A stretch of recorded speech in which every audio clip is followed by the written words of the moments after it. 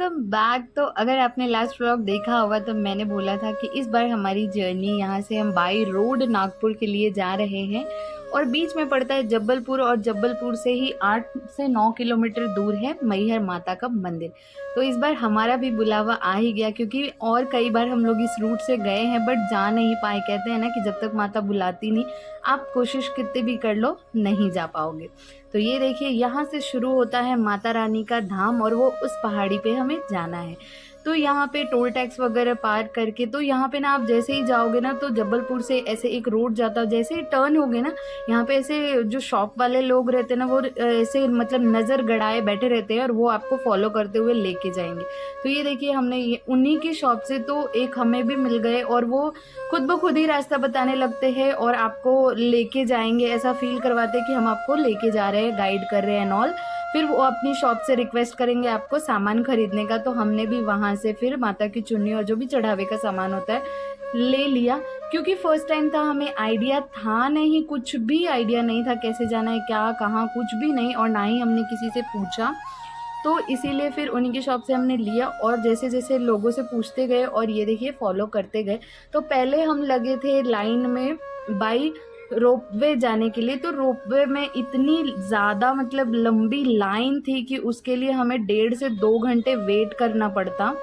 तो हमने सोचा, हालांकि चार्जेस ज़्यादा नहीं थे, 150 टू अराउंड 200 रुपीज़ थे, बट चार्जेस ज़्यादा नहीं थे, बट मतलब इतना ज़्यादा वेटिंग था ना कि हमारे पास उतना ज़्यादा टाइम नहीं था और सीढ़ियाँ हैं यहाँ पे 1100 प्लस।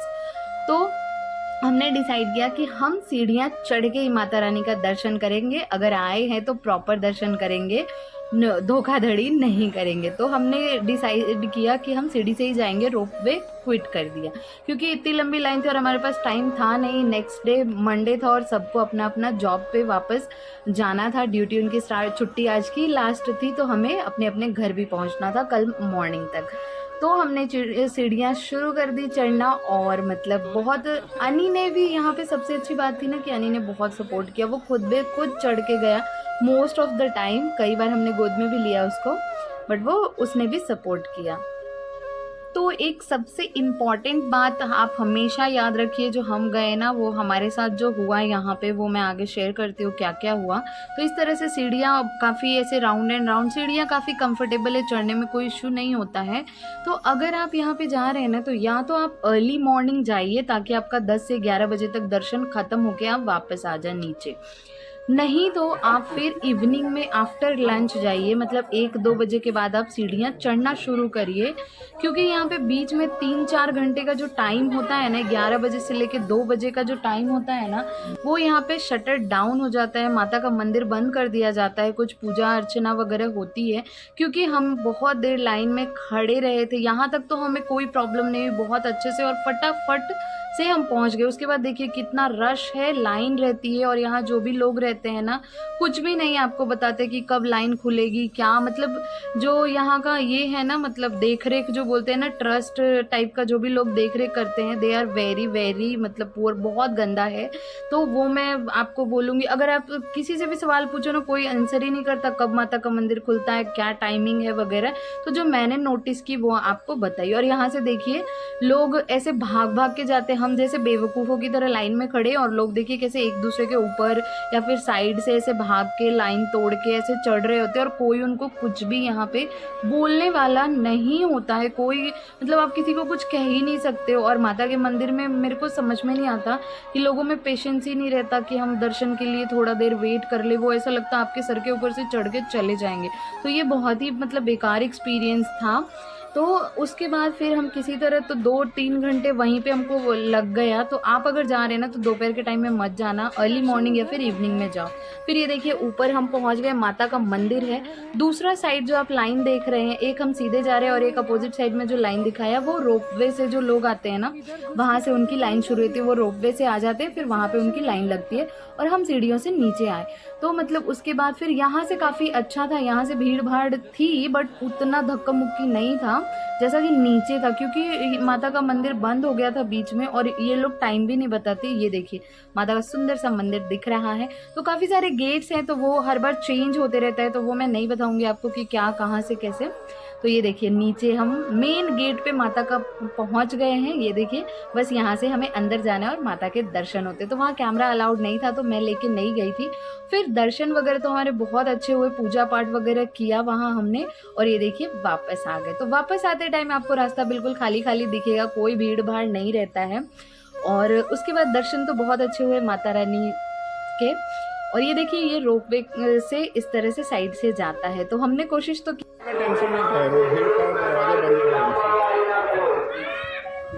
चलो ये सोच के चलो, जो होता है अच्छे के लिए होता है। डैडी पकड़ो डैडी को। आ जाओ बाबू, ऐसे पैर खराब हो जाएगा, समझ जाओ खुद। तो आपने देखा उतरते हुए इतने मतलब दर्शन वगैरह होने के बाद भी अनी थके नहीं थे, काफ़ी सपोर्टिव रहता उसे। आई डोंट नो कैसे, पूजा पाठ में बहुत मन लगता है। शायद मैं मंदिर जाती थी प्रेगनेंसी में, और आफ्टर प्रेगनेंसी उसे छोटा था तब से ही लेके शायद उसका ही असर है भगवान का। बोलते हैं ना ऐसे संस्कार जीन्स के थ्रू फ्लो होता है, वो आप मतलब बाहर से चिपका नहीं सकते, या फिर कोई स्कूल वगैरह संस्कार नहीं देता, वो घर से आता है। तो शायद कुछ होगा, या फिर मेरे अच्छे कर्म कह सकते। तो अनी मतलब फुल जोश में था ओवरऑल द जर्नी। और ये देखिए फिर लास्ट में वहाँ से हम निकल गए थे, और फिर मेरी फ़ोन की बैटरी थोड़ी डाउन हो गई थी। और उसके बाद फिर हमने वहीं पे ढाबा पे जबलपुर और वहाँ का जो मेन रहता है ना टर्निंग, वहाँ पे खाना खाया। फिर वहाँ से निकल गए और जबलपुर रेलवे स्टेशन भाई को छोड़ दिया और मेरे भांजे को, दोनों को छोड़ दिया हमने। और उसके बाद फिर हम निकल गए। इडली ली अनी के लिए, बट अनी ने खाया नहीं, थोड़ा सा खाया और अनी कार में ही सो गए। फिर यहाँ से हम 3 ही थे, अनी के डैड और मैं। तो फिर घर पहुँच गए, और घर पहुँचते ही हम जाके रात को कुछ नहीं मैंने शूट वूट किया। उसके बाद हम सो गए थे। ये नेक्स्ट मॉर्निंग का है। तो दूसरे दिन मैं जाती हूँ ना जब भी छुट्टियों से, तो ज़्यादा काम मुझसे हो नहीं पाता है। बस दूसरे दिन मेरे में थोड़ी एनर्जी थी।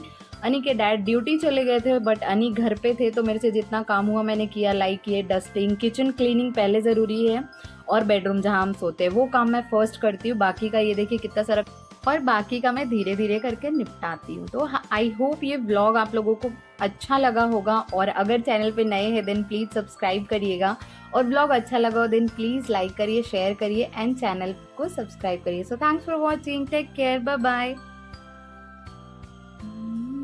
ओम भूर्भुवः स्वः